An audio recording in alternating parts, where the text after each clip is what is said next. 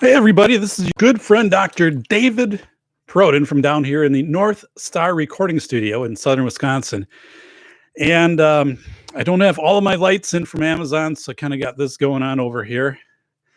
A little bit of a shadow, a little bit of a Phantom of the Opera effect going on here. But thank you so much for spending part of your Thursday night down here with me in the North Star Recording Studio. It is actually a not too bad 66 degrees down here at the moment.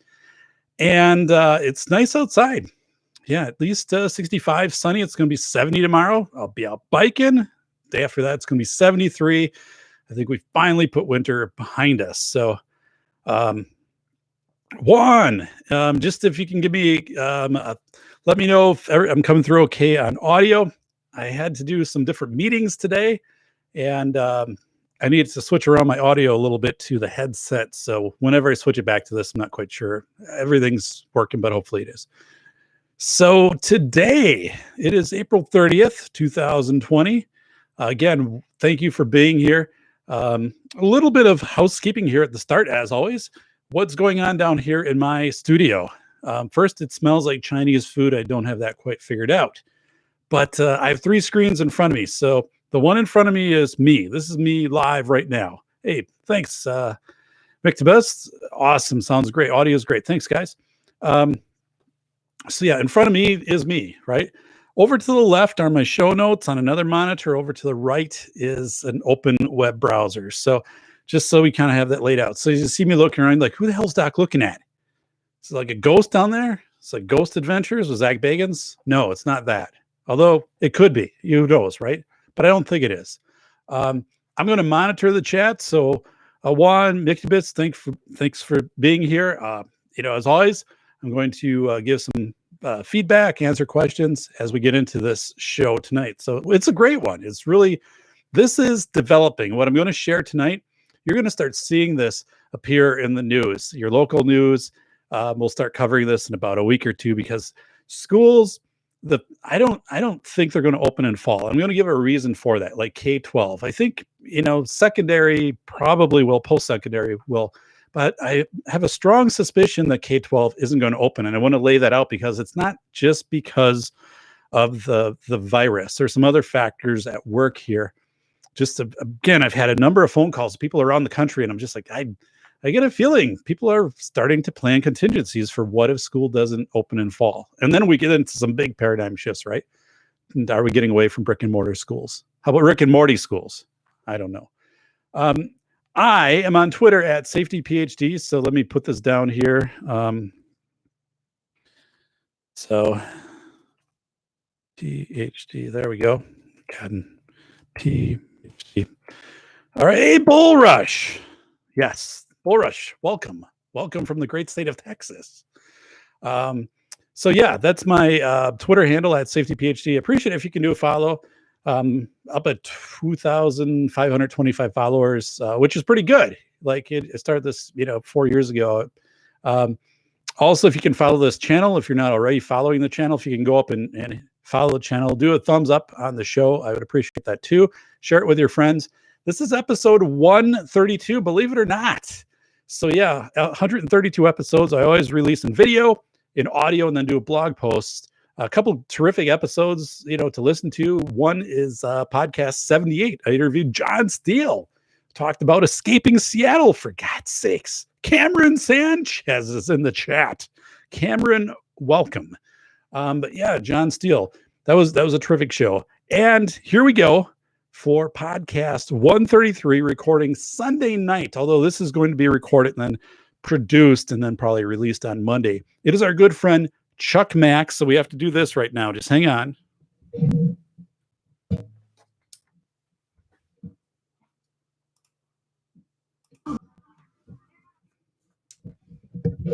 All right, Return of the Mac. Yeah. All right, enough with that. So yeah, our friend Chuck Mack is returning to the show. So Chuck Mack is from Pittsburgh, and he's going to give us the insight on working from the IT side of COVID, working with a hospital.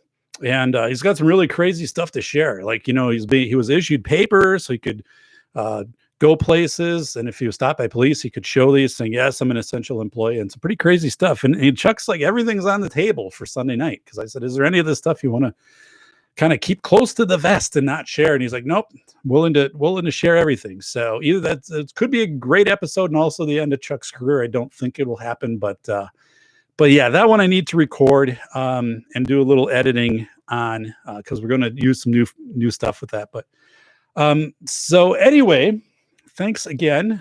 Cameron, yeah, getting a little bit of crackling in your audio. Hey, tell you what. How's that now, buddy? I turned the gain up just a little bit. Audio coming through okay? The Return of the Mac thing, I was just playing that over a speaker, just as a homage to Chuck Mack returning to the show. Are we all good? All right, so we have my book, School Affairs, Rethinking School Safety in America. Not that you have to run out and buy it or anything like that, but it's a good book, hardcover, $30 on Amazon, I don't know, 15 on Kindle or whatever it is. Now, my publisher laid off everybody. Like, I didn't know this. I have 450 employees. So I sent him an email about something, and then, I got this like response back of, yeah, we're not in the office right now. So then I got like another response saying, yeah, we've all been gone since March 24th. So that kind of sucks. But yeah, I don't know. I don't have anything going on with them right now, so that's not bad. But yeah, Atham in the house.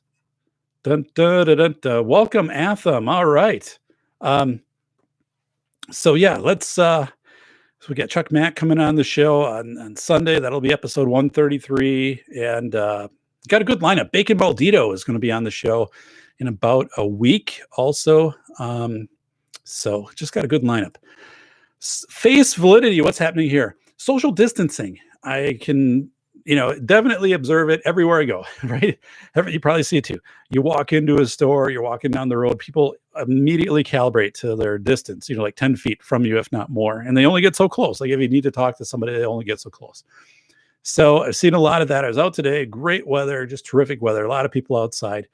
The county next to us, the county one over, right? The county one over, they're offering drive-through coronavirus testing, COVID-19 testing.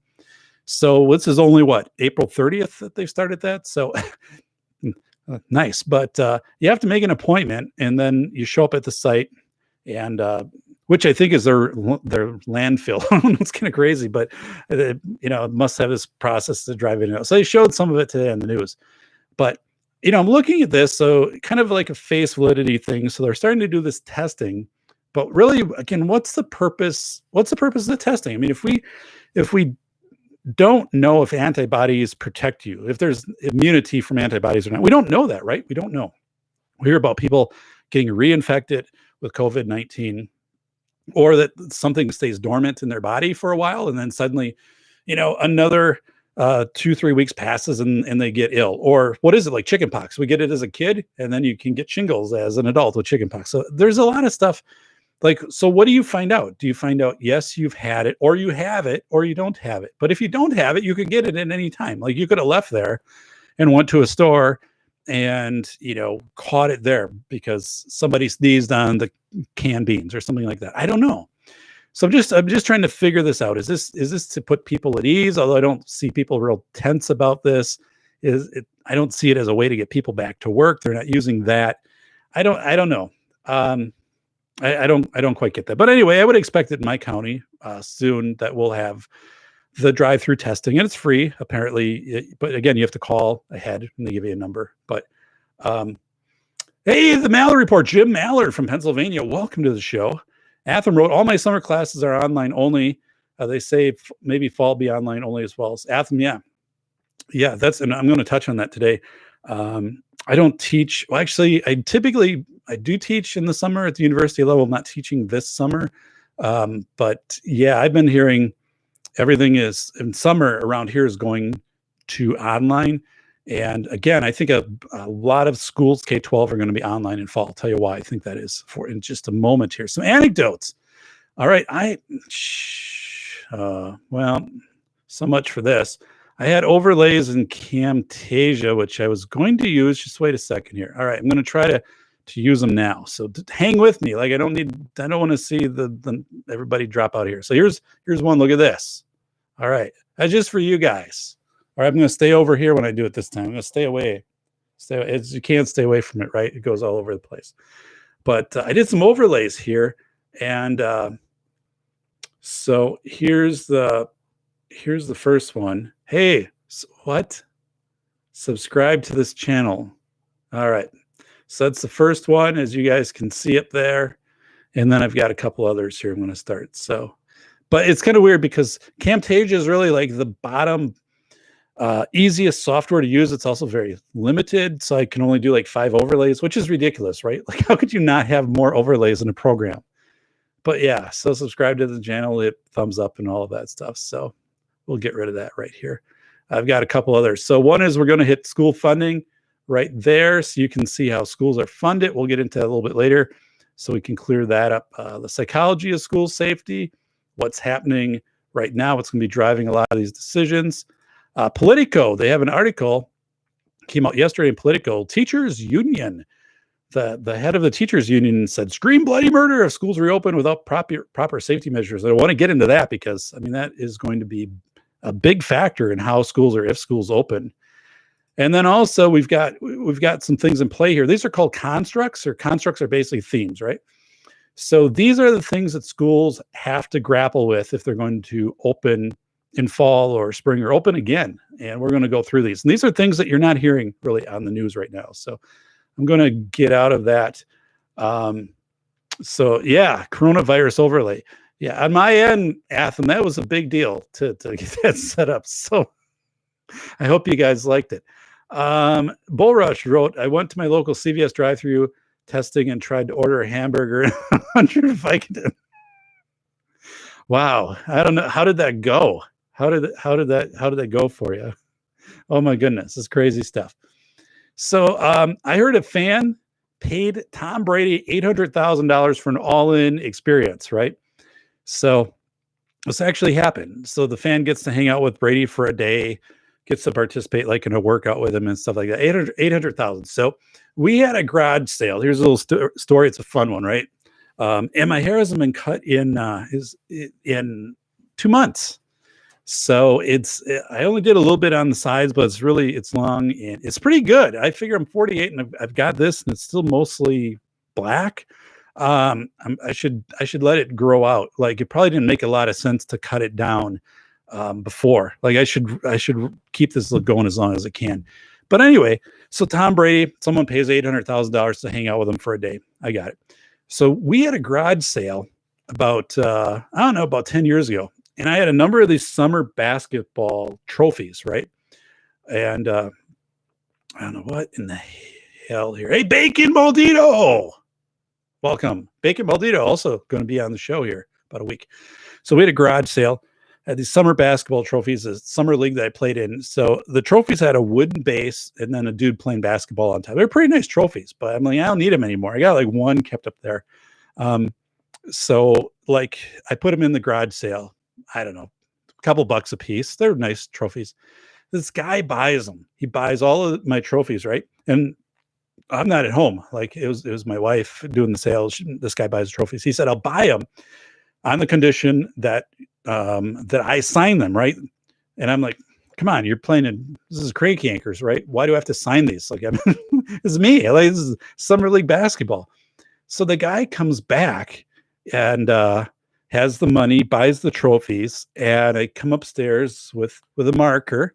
And I sign the wooden base of these trophies in front of the guy, and he wants them signed like on the top, not like underneath. I'm like, you do know who I am, like, right? And who I'm not. I mean, it's not Michael Jordan sign your trophy here, but he bought like every one. There were like 6 of them. He bought all the trophies. I signed them in pen or in marker. And he took off. So I don't know. It's one of the craziest things ever happened to me. And the guy was thrilled. He was thrilled. Yeah, sign my name and date these trophies. I don't know. It's crazy. It's crazy. Just crazy, guys. I know. Bacon Malditos. At Bacon. Bacon Malditos. Good evening. Sass Too Many. Welcome, Sass Too Many. Seeing a lot of the Masculine Geek gang show up for this one. An awesome show on Wednesday night. I'm trying to establish a time. I think Thursday nights might be the night here for the Safety Doc podcast. I shared earlier, I ordered more lights from Amazon about 2 months ago, and they still haven't showed up. So I'm going to be better lit, and I also have a green screen coming in, so it's going to be better. It'll be good. So we're going to see 10 to 20% cuts in K-12 education coming out. We've already seen some post-secondary cuts that have been announced, post-secondary institutions, and we're going to go through that. That would manifest in about 500,000 teachers at least being laid off nationwide for this fall. 500,000 teachers, not including aides, cooks, bus drivers, custodians, and all of that. So the article I'm going to talk about right now is, I'm going to go back here to my overlays, this Politico article. So this is a Politico article from April 29, 2020 by Nicole Gaudiano and John Hendel and Leah Nyland. And the title is Teachers Union Scream, Bloody Murder if Schools Reopen Without Proper Safety Measures. And basically, this is the two big school or teachers unions are the American Federation of Teachers, AFT, and NEA, National Educators Association. So they're big, represent across the nation the majority of the teachers. So they're coming out and saying, hey, we want these certain conditions in place for schools to open. And if they're not, we're contemplating striking. We're going to get parents on our side to, tell the school boards, put these things in place, or our teachers aren't going to come back. It's not going to be safe for teachers or kids. And we know that we have, issues, customer perceived value, some other things at play that really start to drive these. So I think this is going to be huge, and people aren't talking about this, but suddenly the Overton window, we talked about it last time, the Overton window, which is how policy gets influenced. The Overton window, it shifted with the coronavirus, right? Like now, if you were to say, we're going to track your cell phone, a lot of people would be okay with that. Now, people over in the chat room, you guys, you're probably like, no, it's a bad idea. Like, you're not going to do that. It's just crazy. But yeah, I mean, Terrence Pop, hey, you're over with Pop. I've been following Pop stuff. I really like how he's done the whiteboard outlines lately of the coronavirus and breaking that down. He's really been doing a great job with that. Sass Too Many wrote. But yeah, it's just all right. It's just all right. So I'm just looking over here in the chat. So anyway, the power players in what happens in schools. So one is the AFT, American Federation of Teachers. That's Randy Weingarrett. And NEA is President Lily Escalin Garcia. And then major companies that insure schools. So schools have insurance companies, right? So if something happens with the school and they have liability, the insurance company steps in. So people forget about that, but schools have to pay a lot every year to their insurers for different things, different, negligence that could happen, or just something unforeseen that happens. A light falls from a ceiling and hits a kid. Now the kid is paralyzed or something like that. I mean, school insures. So school insurance companies are looking at this and saying, oh my goodness, like we want things in place before you come back in fall. School that we are insuring, if we're going to keep insuring you, you need to put these things in place. So they're really forcing the hands of the districts. And I'm going to talk about some of the things that I've been hearing from districts across the country, which is pretty wild stuff. We already know, school safety, when I wrote about it in School of Air, is $3 billion a year for the school safety industry. We're going to have that type of industry develop in the next couple months, but it's going to be all around antivirus, anti-germ, antimicrobial stuff. Like that is going to be wild. I mean, it's going to be billions of dollars, which are going to be spent on that stuff. So anyway, so we talked about the major players, the school teachers, unions, the companies that insure schools. Minor players like parent groups, can get vocal into this. Politicians, kind of a minor group, but your power players in this whole thing of whether school starts or not in fall, that's really your teachers unions and then also your school insurers. That's what it looks like. So let me just take a few quotes here from this Politico article, which I had put up a second ago. The nation's two biggest teachers unions say they would consider strikes or major protest if schools reopen against the advice of medical experts. President Donald Trump, meanwhile, is encouraging governors to seriously consider reopening schools. It doesn't make sense to reopen a school now. Like, everybody's been home. You don't want to come back for 3 weeks and then go on break again. So, like, that's not going to happen. But the question is, will this happen in fall? And we're going to get into that. Education and civil rights organizations today released a joint statement on promising practices and recommendations for educating and caring for students during the coronavirus, which includes like having PPE for staff, keeping students' desks 6 feet apart. Things which sound good, things which in practice just aren't going to happen. So we're going to get into that.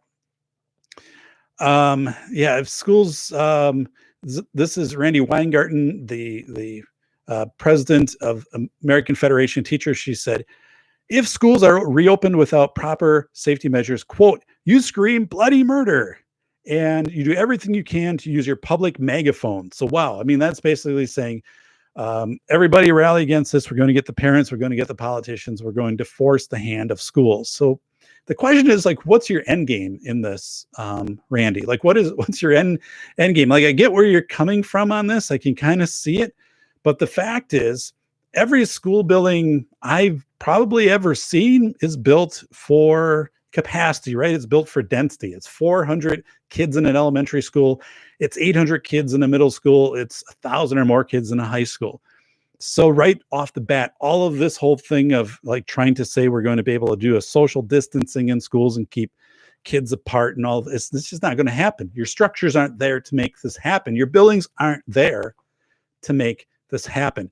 How are you going to bus? I mean, buses 40 to 50 kids, right? A capacity on a bus. So are you going to say we're going to take our buses and take every other seat out, even though if one person sneezes, the entire bus will be contaminated.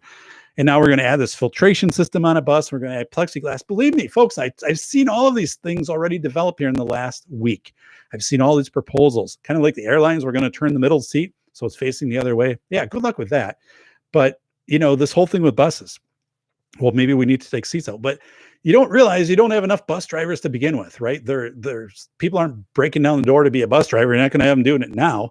And you don't have enough buses to run these multiple routes, right? You can't just take 20 kids on a bus. A bus is a cheap bus, an absolute bottom basement model bus is $70,000. Like the absolute bargain basement bus you can get is $70,000, right?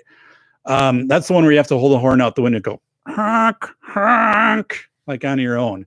So, I mean, this just doesn't make sense on some scalable levels. So we're going to get into that. So let's get back to the school's psychology of school safety. Let me check over here in the chat room first. SAS Too Many wrote, move schools to online, get rid of 90% of teachers and all for burning it down, removing their power. SAS Too Many, I think moving online, I think is inevitable. And this is the part where people have got to realize this change is happening. We're already midstream in it. It's not like we're not sitting there on the beach watching the tsunami kind of come toward us. We're already soaked. This is already happening. And we just have to embrace it and move forward. And that's where people, I think, are dragging their feet. The model of virtual ed is already here. You're right. Completely, SAS Too Many. Thanks for that. By the way, this is the reminder of hey, if we haven't done a thumbs up here from the safety doc, please, right here, you know it. Is this guy doing the thumbs up for the show? I appreciate that. And again, I'm staying away from this thing. I'm staying away. It's crazy. It's wild. It's a coronavirus. So far, I've been able to avoid it. Mallard, I am pro cyber school. Yeah, me too. I'm doing more actually with cyber education. I've taught online at the university level for over 15 years. Actually, I think 17 years. I'm doing much more with that in the upcoming year. A ton more virtual instruction with districts. It really is. There's a big positive to that. So Bull Rush, I work for a hospital doing inpatient clinical coding. Okay, cool. SAS Too Many, they literally want their education budget to triple. Huge power, money grab. Yeah, the deal is though, right? Like SAS Too Many, like that's just not going to happen. We didn't see it in the initial relief package coming out to the states. We saw some university relief. Universities, like University of Wisconsin, we're $170 million down in spring, and we're going to be more down. Well, you probably are. I mean, you're probably pretty cooked on this, but we didn't see a K-12 package come forward. And why? Because K-12 funding looks like this, folks. Now, again, here we go. This is how school funding works at a K-12 level. So I'm gonna get down here so I can look up at this thing. All right, I am. All right. So it's easier when I was younger. It's not so easy now. Here's how schools are funded. First of all, 10% of the money comes from the feds. 10% from the feds. 50% comes from the states through sales tax and lottery revenues. Now we know that states have been pummeled with sales tax because people aren't buying, right? People aren't buying stuff. Lottery revenues, that's down too. 40% is local on average. That's mill rate. So if you have a mill rate of $10 is your mill rate, that means on a $100,000 property. So like your home and property, if it's $100,000, you'd pay $1,000 in taxes. So anyway, this is what this looks like. If you come back to this, this is basically how school funding works. So feds don't play a large role in school funding, and they're not going to jump into it now with some relief package. I just don't see it.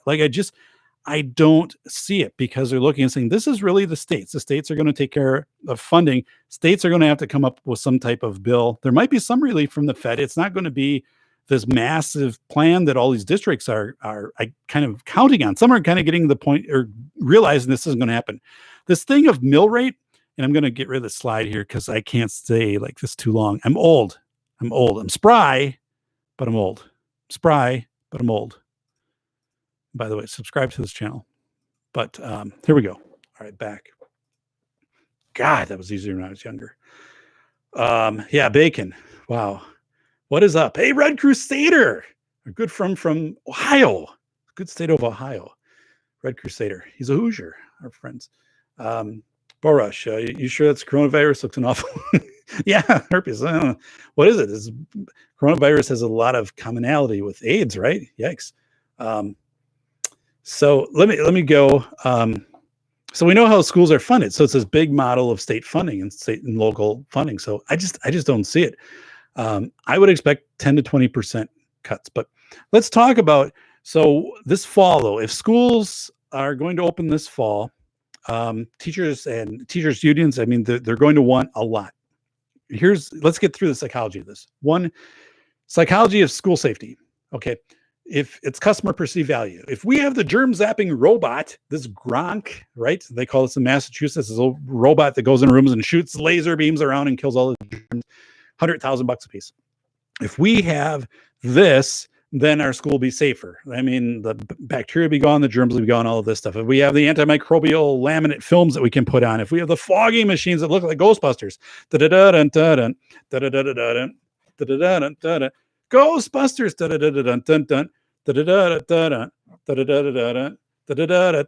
Ghostbusters. So you're basically, imagine Red Crusader, it's Ohio, and someone's pulling up with something like this, but it is actually not Ecto-1. It is like COVID-19-1, and they're using their proton packs are filled with antivirus spray that they're hosing down the schools. The thing is, you're going to see stuff like that. You already see it now. It's kind of crazy. So customer perceived value, anything that you do that you think will make the school safer, antiviral, you're going to spend money on. We've already seen districts put out hundreds of thousands of dollars in this. Districts in California now buying these ultraviolet lights that go in the regular light fixtures, the fluorescent light tubes.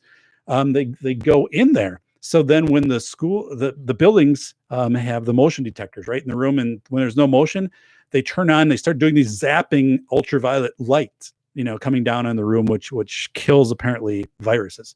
But we all know, right? If that happens, how about the stuff that's under the desk or stuff that's not in a line of sight for these things? And the moment somebody walks in after being out on a playground coughing and stuff like that, everything is contaminated again. And then there's this whole factor, social proof, right? When one district does it, another will do it, and another will do it because they'll think, well, this district must have done the research on all of these things, so we're going to do the same thing. And right now, again, Overton window is open. Like, you can pitch this stuff and get people to fund it. You can get legislators to put bills in place. We had 500 school safety bills last year, about 400 a year we average, just school safety.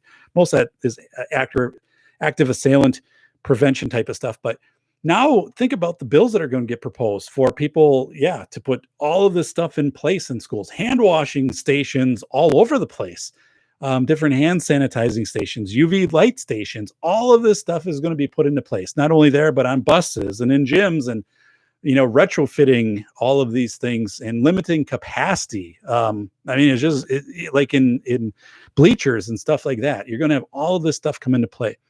So, people like 6 months ago be like, there's no way we're doing any of that stuff.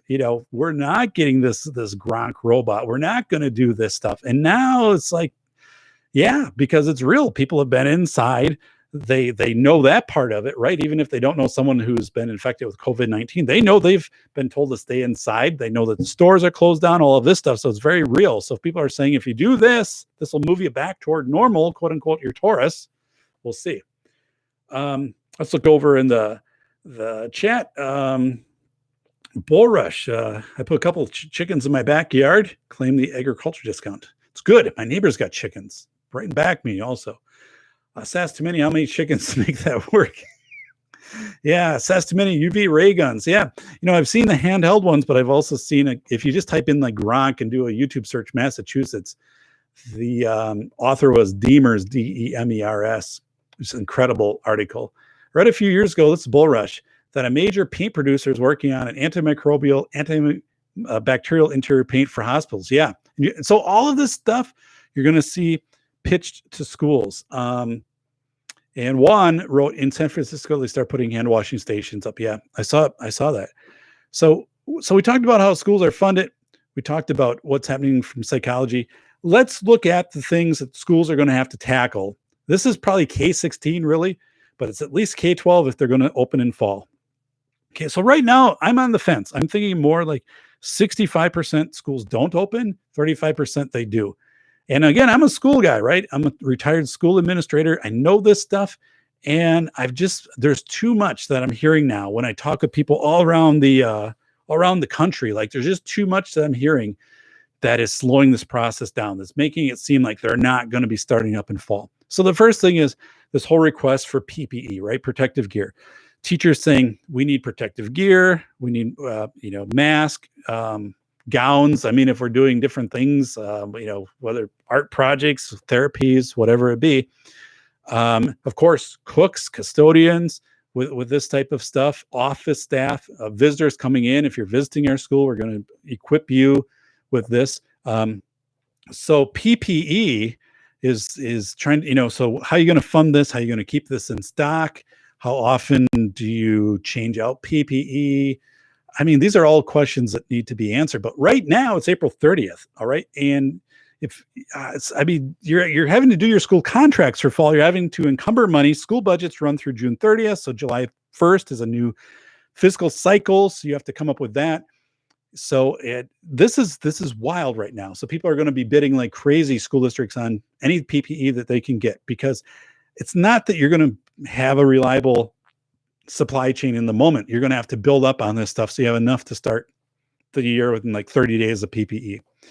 So I'm just saying, this is the psychology behind this. This is the psychology of where the teachers unions, AFT, NEA, they are asking for these things. I say asking for these things because when you say, if we don't get them, we're going to scream bloody murder with megaphones, that's not quite asking, but this will definitely be one of the lines drawn in the sand. If we don't have this stuff, then whatever. Hey, I see we're up to 10 thumbs up. So this is what you, Jesus, I know.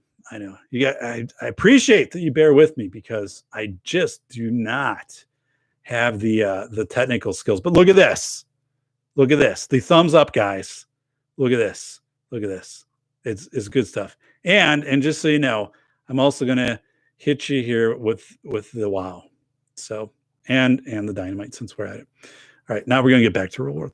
It's pretty sad, right? Like this is pretty sad, but it's good stuff. So anyway, PPE, that's going to be a big sticking point for schools. They're going to say, if we don't have the PPE, we're not going to come back in fall. We are not going to do this. We're not going to risk it. And then it's going to be a big issue.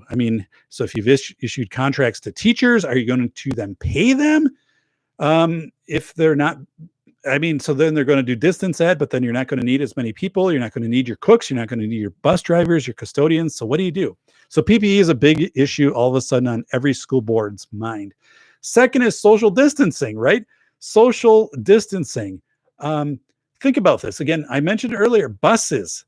How in the world do you social distance on a bus with elementary, middle, high school? I mean, mostly elementary and middle school. How do you do this? Because they're all touching each other in backpacks and sneezing and stuff like that and colds and whatever. But, buses are made to be economy, right? You put 50 kids on a bus. So again, you can remove the seats. I've heard it out of schools in Texas. We're going to remove the seats. We're going to take every other seat. Well, it doesn't really do a hell of a lot of good unless you have some massive filtration system on a bus in the cabin air and then somehow plexiglass divider, which you never do, right? Because to retrofit a bus like that, already said a bare bones bus is like 70 grand. You can't spend, you just can't spend $25,000 to retrofit every bus. I mean, you're not going to have the time to do it. You're not going to have the budget to do it. So how are you going to do this, right? So part of the reality with this whole social distancing is saying, if you're busing kids, and especially a rural district, good luck, right? Like, you're probably going to be busing half the kids, half the capacity. Those buses will just have the seats taken out. And kids are going to have to wear a mask, and the bus driver and all this. How about your bus drivers? Like, I don't know a school that doesn't have a shortage of bus drivers before this. So, this whole thing of capacity of bus drivers and running these routes is pretty crazy. So let's go over to the chat room a second here. So Bull Rush, if enough Karens ask to speak to the managers, they're going to give them everything they want. So what Bull Rush is saying there is spot on. If you get enough customer perceived value, people demanding things. I mean, as school safety, I've seen districts that spent crazy on wild stuff that didn't make them safer at all, but it looked safer, right? Bollards in front of schools, I got it in the book. Looks safer, so you spend money on it.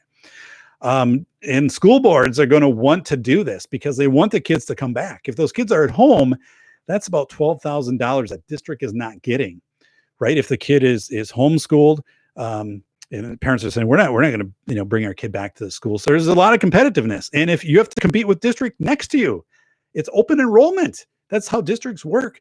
You can open enroll to other districts. So if a district next to you is touting, oh, we've got this germ zapping robots and the lights to do all of this stuff, and we've hired extra custodians to go around with the Ghostbusters backpacks and all of this stuff and spray down the fogging agent to kill the virus, and people are going to be like, yeah, I'm going to go with that, right? They're going to see that and they're going to go with it.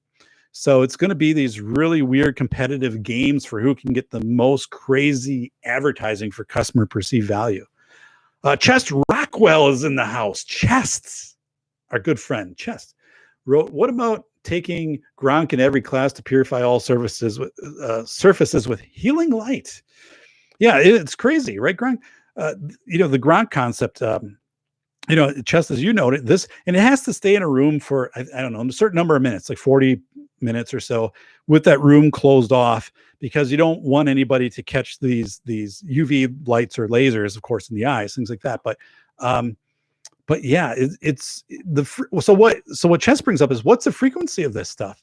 I mean, so you could say, oh, we're going to do it every night, but you really have to do it more frequently than that. I mean, what about a playground? Your kids go out on a playground and they're on all the equipment. Then the bell rings, the kids go in, the next group of kids come out. Wouldn't you have to sanitize in between those two breaks? Wouldn't you have to do that? Wouldn't you have to get your Gronk or UV light and wipe everything down? I mean, I don't know. It's wild. But yeah, and these Gronks, which, Chest is mentioning, it's interesting. You look up the article on it. Demers, I'll put it in here, wrote it. It's pretty easy to find if you just type in Gronk plus Massachusetts, right? It's going to come up Rob Gronkowski, but Demers was the author. It came out a couple of years ago. It's back during the whole MRSA thing. But now it's like crazy. Like, this company is selling these things like hotcakes. Like they're just, they can't keep them in stock. Bull Rush wrote, the state can take some of the money they're going to pay schools and pay parents a stipend. I think we're close to that. I've been reading Corey DeAngelis's work, and I think we're not far from seeing something like that happen, especially if we go to virtual more virtual formats. Bacon wrote, the public transit are loading people using the rear doors and aren't changing or charging fare. They're also limiting the numbers to an absurd low. Yeah. So this is something Bacon, and this is good face validity, what Bacon is saying, because we're going to see this in schools then, right? If people in communities or, mass transit is really thinning down, saying we're only going to let so many people on, especially in the big cities, you're kind of screwed when they told you, come here and we'll do all mass transit. You don't need a car, and suddenly mass transit got cut down. But this is what's going to be happening in schools. Chest, what about taking, or what else? We talked about that. Juan, I still take my kids to the park. Kids naturally want to play with other kids, whether they know it or not. It's almost impossible to have kids social distance. It's good part one, because right there, the psychology, we bring kids back, we bring elementary kids back, and you tell them, you got to stay 6 feet away from your friends at all times. They're not going to do it. They're just not going to do it. That's not how they're innately programmed, right? And how are you going to line up your class of 20 kids 6 feet apart?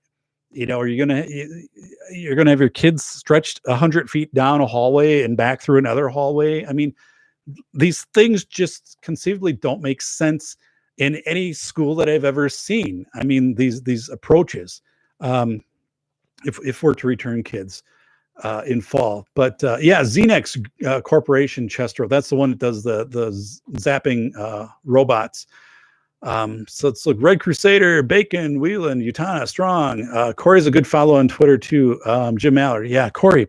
I like Corey. We've had a couple communications together. So let's so PPE, right? So if schools are going to come back in fall, teachers unions are saying we got to have all this PPE.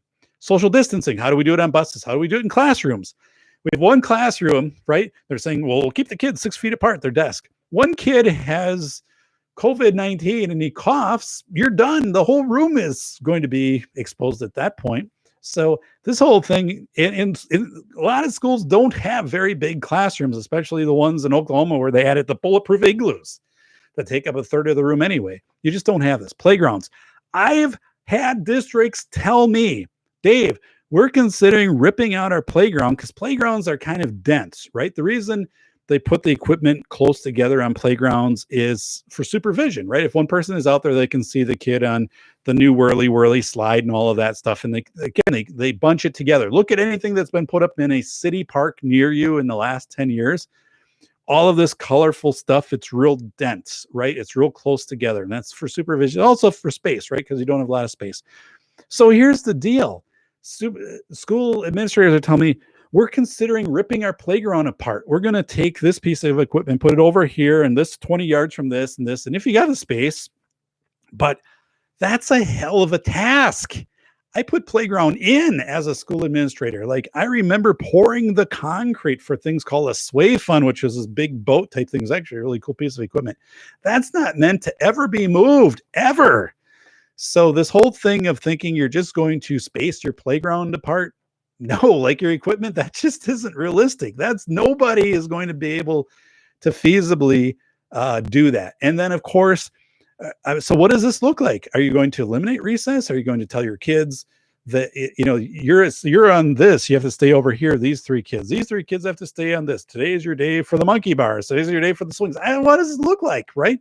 But these are where people are, the thought pattern right now. And the fact that people are thinking we have to rip apart our playgrounds. We have to rip them apart and spread everything out to space kids. That's insane, right? Because it's just insane. It's just insane. So student schedules. Oh my God. Like, have you ever tried to put together a schedule? Schedules it's a horrible long process to change a school schedule because so many things are contingent upon a schedule, from busing services to lunch to actual educational services. It's a thicket. It's a disaster. But you're going to have to change schedules. Also, so what if school schedules? What if you're saying, hey, you know what? With our elementary school, we got 400 kids in this elementary school. For social distancing, we've got to get it down to 200.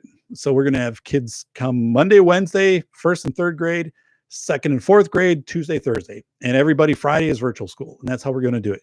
So that's how things are going to start to look. But have you heard this yet? Have you heard this from your local school administrators bringing this up of saying, yeah, we're thinking about changing the schedule here. We're thinking about it. We're thinking about changing the schedule. So it's big stuff. And this has to happen. We have a short window for this to happen, right? So school nurses also, just so you guys get an idea, like school nurses, I worked in a district that had 4,000 students. We had 2 full-time nurses to cover a number of buildings. There aren't a lot of school nurses out there. Some districts that are rural, small districts, your district of 500, you might contract with the county for a nurse for a day or two a week, and mostly to manage your type 1 diabetes kids and train some people at school and administer an EpiPen if needed and stuff like that for allergies. But there are not school nurses in these schools. And the other part is you can say, well, we're going to hire more school nurses. I don't know where you're going to get the money for that. But let's say you're going to hire more school nurses. They're not out there. Like there's a shortage of nurses, right? So you have this other issue of you don't have a lot of school nurses out there. You don't have a lot of capacity. So let's look over in the comments over here. Bacon wrote to Bull Rush, not to mention having biggest free sanitizer in the solar system, but yeah, keep on sheltering in place and staying indoors. So what Bacon is commenting about is obviously the sunlight, right? The biggest sanitizing agent in the atmosphere. And but we're not allowed to have our exposure to the sun, right? We got to stay indoors. Sass Too Many wrote, if you separate all the kids, we can rename the schools to gulags. And there's a point in this when, we've got to look at these systems and say, yeah, if we have this big reaction to separating out all of these kids and forcing everybody to keep their distances, I mean, that's a lifelong thing a message you're sending, right? I mean, if I'm a second grader and I am conditioned that I must always stay, 6 feet away from people or whatever this thing is, or these new, markings that they have, you stand here and then Johnny and Sarah stand up on the next green X and the next green X. Psychologically, that's going to mess with you. Like that's going to be hard to bounce back if ever. So this is a thing where, yes, this sucks, but we have to make sure the response to this isn't equally as sucky and long lasting, right? And that's where I see these people right now with this reaction coming in and saying, this is what we're going to do. And this we're going to do for social distancing. I'm like, you're going to mess these kids up forever. I mean, this is disastrous. I mean, how are they going to do communication skills with people, interaction with people? What is this whole thing? What does it look like? And, I don't know. It's insane. So the role of virtual learning, Jim kind of posted to this already, but so virtual learning is here. We're dealing with it right now. And I shouldn't say dealing with it. It's part of our lives right now. Schools closed, our kids being receiving virtual education. It's economical. I would say it's equitable. Also, people might argue with me on that, but and I think districts coming into this fall are going to have the philosophy, the approach saying, it's best to keep 1 foot in brick and mortar and 1 foot in virtual, because if we have another wave of the pandemic, we have to shut down. Kids are already used to virtual. They've already got their account set up. They're already doing some of their stuff virtual. It makes it a lot easier, right? So I think this role of virtual learning is here to stay, and I think it's going to expand out. So the whole thing is, do we have to get kids back 5 days a week in fall? Do we really have to do that? And some of the people pushing that you have to do that are like the people pushing your big sports. Well, how are we going to do football and baseball and all of our athletics and stuff? A lot of that's probably dead. It's not, in its format of being, through these big state interscholastic agencies, that's probably done. This stuff will resume at some point. But, districts also, they're just not going to have the pack stands of 1,000 people. And part of that is their insurance carriers will say, we're not going to let you do it. We're not going to take on the liability of having contact tracing coming back to your high school football stands of saying this person had COVID-19 on October 1st and they were in the stands, and now, 10 people around them and then the people that they've interacted with. And I mean, this is litigation, right? This is where this comes through. It's crazy. A lot of schools have policies that if you have a low grade fever, you can go to school, or if you have a low grade fever, you can stay in school, especially bigger districts, because they want the kids to stay in school. So will these policies change? Well, districts have to come in and say, listen, we're going to scan every kid, every staff coming into the building, with the zip. Oh no, you're 100 degrees today. Sorry, you have to go home. And so these are policies that have to be addressed in schools. And so that's another big part that is a reason we might not have people coming back in fall. We might have very restrictive policies that come into place. So anyway, here's the other part: devices, right? schools are going to be marketing all these crazy safety devices for viruses, and how effective they are, who knows? One is UV lights. We already talked about that. Schools in California tell me this all the time. They're like, Dave, we're getting marketed these lights that go in our regular lights, and they're $800,000, and we're going to buy them and put them in spring, and then they'll zap. I'm like, yeah, whatever. I mean, do they work? The question is, they probably work to some level, but do they work in every corner of the building? How effective is it the moment, 400 kids rush back into that building and staff? It's all of that type of stuff. Like the bollards in front of school. People would say, well, bollards would stop a vehicle if a vehicle was to crash through the front of a door, school, stuff like that. I'm like, yeah, it probably would. Bollards probably would do that, but people don't attack schools that way, right? And we also know that bollards result in cold weather climates. The areas around them get icy. It's hard to shovel. We know that bollards on trails, like biking trails and stuff like that, people end up killing themselves. I wrote about that in my book. In Ohio, people, careening into these things because someone's in front of them, then they go left, boom, you hit these things. So it's not that these things won't work like these UV lights, but we have to be realistic. Like how much coverage of a school will you actually have with these things? And will they be able to get under desk and whatever, and these types of things? It's just crazy. Shots for bollards, new drinking game. All right. Here we go, Bacon. Have some good iced tea.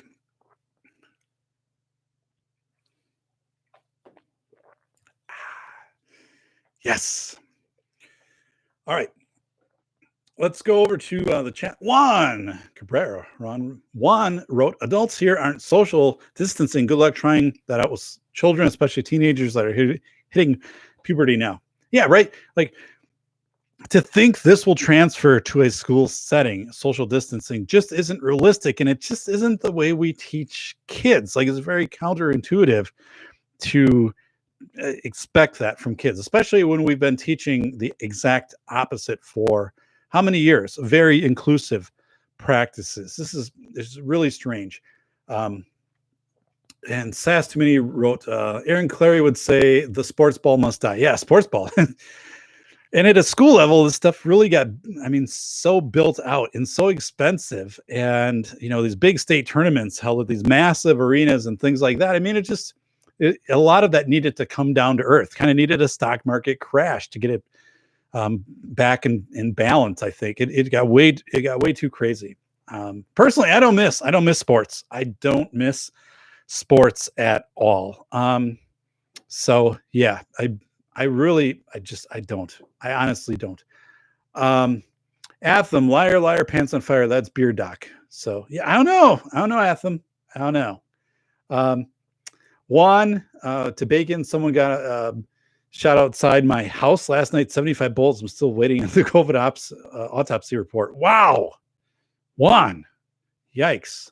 Somebody got shot outside. And basically Juan is hinting at the fact that, you're not hinting, but really stating, anything that's comorbid, right? If you have COPD and 5 other conditions and you get COVID-19 and you die, your cause of death will be COVID-19. It's a comorbid thing. That's, of course, driving a lot of these numbers up. So we talk about all these devices being marketed to schools. Schools will buy them because of customer perceived value. Hand sanitizing stations all over schools. Renovate your schools. We'll give you grant funding. Put in hand washing stations, UV light stations for hands, for bodies. All of this stuff. If you ever seen the movie The Andromeda Syndrome, which is really pretty cool. It came out maybe in the 60s or 70s. But yeah, these scientists, they were battling this virus that would break down a lot of things, including rubber seals on airplanes and stuff like this. It's just crazy. Again, it's an old movie. But one of the things on Andromeda Syndrome is people have to go into an area and then their layer of skin, their outer layer of skin would be zapped off them. And then they'd be sanitized in order to go into the next location. But we're going to see some crazy stuff. I've heard, already seen a lot of pitches for laminates. Here's a laminate you can put on a hard surface. It'll last for 30 days. It kills bacteria, viruses. You peel it off and you put another one on. It lasts for another 30 days. And here's the refill, and it's $400 a container, and it's got 8 foot by 3 foot wide. That type of stuff is coming in right now. Schools are getting pitched that. Disposable door handles. I already talked about this. I didn't even think there was such a thing as a disposable door handle. How the hell do you make a disposable door handle? Well, they do. They 3D print them with some kind of antivirus type of, material. And you only need like a pen to open them. And now they're coming up with some contactless door openers, which run into a lot of problems with other issues, right? Like building codes, making sure you don't have a fourth grade student with autism, wander away from the school because there hasn't been any, it's just, easy to get out of a school building, not articulating that a school building should be difficult to get out of. But I'm just saying, if you're having all of these measures where you don't have any security in schools, it's gonna be very hard to keep security in schools, right? So these crazy things, and people are marketing them. They're saying, we can print these, we'll sell you the printer, we'll bring in the devices, we'll fit them to your doors, here you go. And after 30 days, take this door handle off, and here's the new one to put on. So these things are happening. Disposable door handles, contactless doors, all of that stuff. And here's another part. So rapid closure of a school during a pandemic. So I'm just going to put this up in my overlay. Where is my overlay? Here we go. All right. So hopefully this looks, so these are the main things. These are the main things in play right now that would cause K-12 schools not to open in fall. So again, PPE, not having protective, basically the stuff for teachers, masks, gowns, whatever they deem, gloves, that you don't have an adequate supply of that, whatever adequate is deemed to be, the PPE isn't there.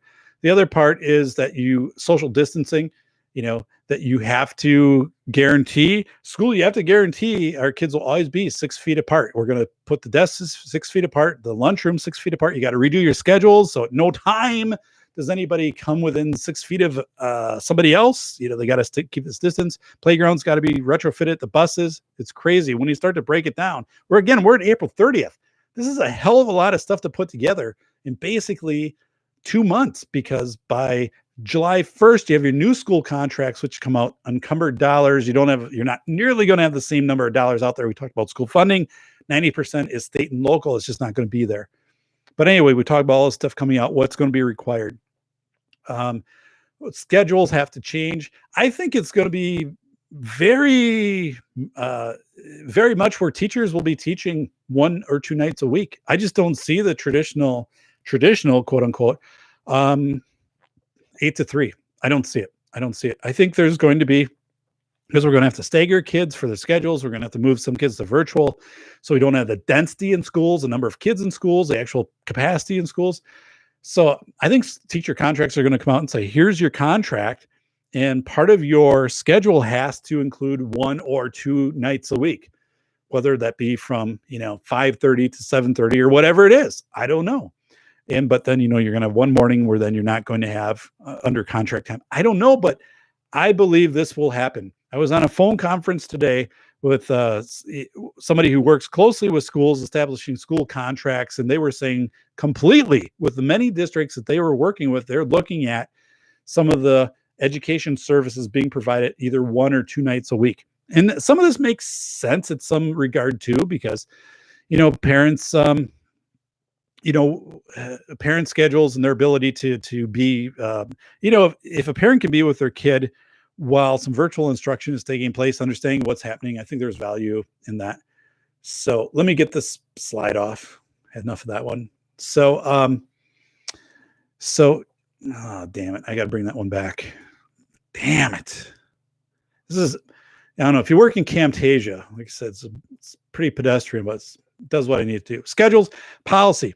Schools have policies. If you have a low grade fever, you can stay in school, whether that be 99 degrees or less or whatever it is. But they have these policies. Like if you have if you're 100 degrees or more, you have to stay home or you'd be sent home.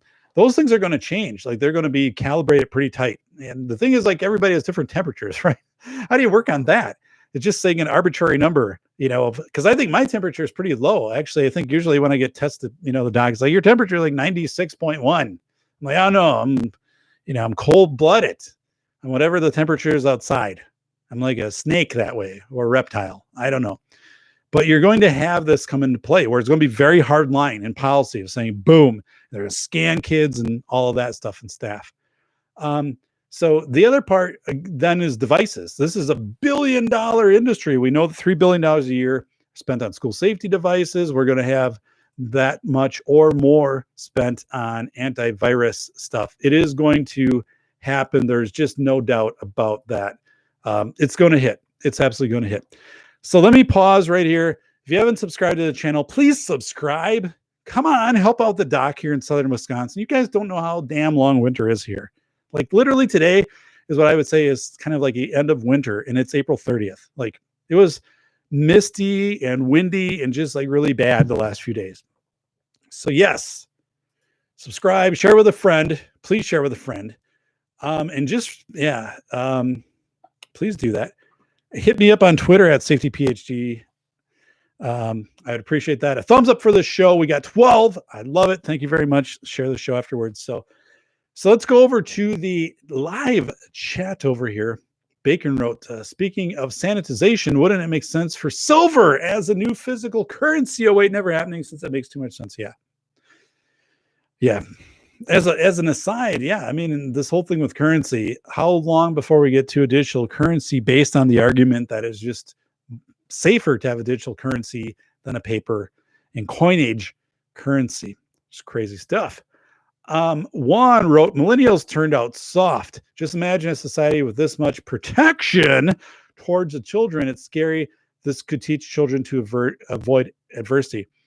Yeah, I think Juan, I mean, we don't only have the physical safety things. Remember, like when I grew up, we didn't have Lysol wipes. Like that wasn't a thing. Like, now everything gets wiped down and all this. There's some arguments saying that kids exposed, especially like farm kids with pets, get exposed to more allergens, more, different types of things. And they build up a different immune profile than kids that don't get exposed to these things.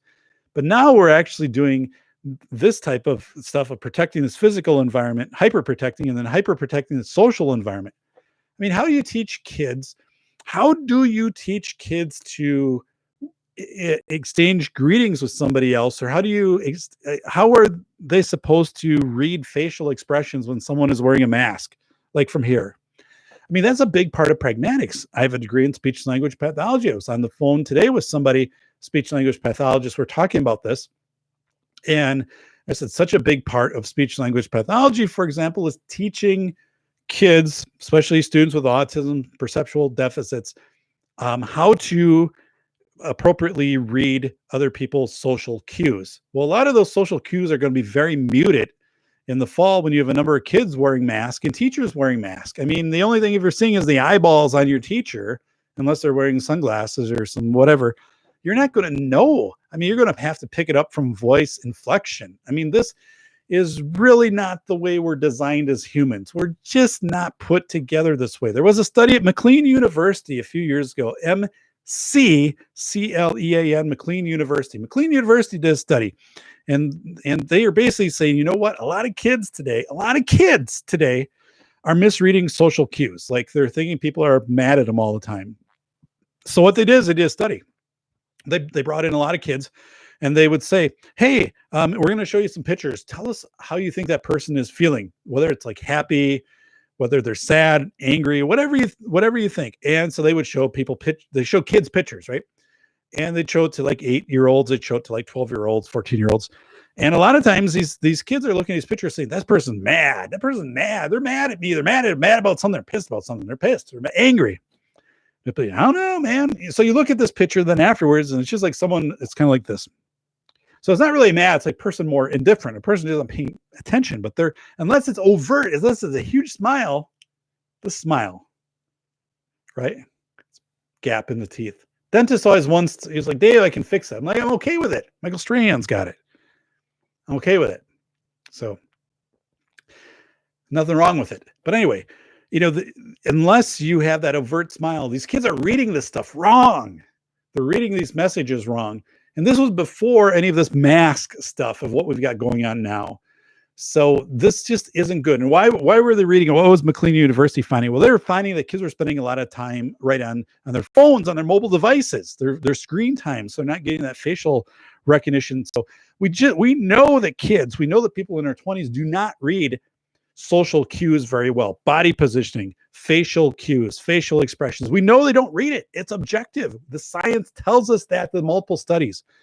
What we are doing to kids this fall, if we return and we mask up all of our teachers and we do all of this stuff, it's going to be devastating, these effects on kids. It's horrible. This is a big mess. Big mess. Let's look over here in the chat to SAS Too Many. SAS Too Many wrote, I envy no parent with school-age kids. What a messed up situation. Yeah, I'm one of those parents right here. Yeah, I'll tell you, it is some crazy stuff right now. We got to watch out for this.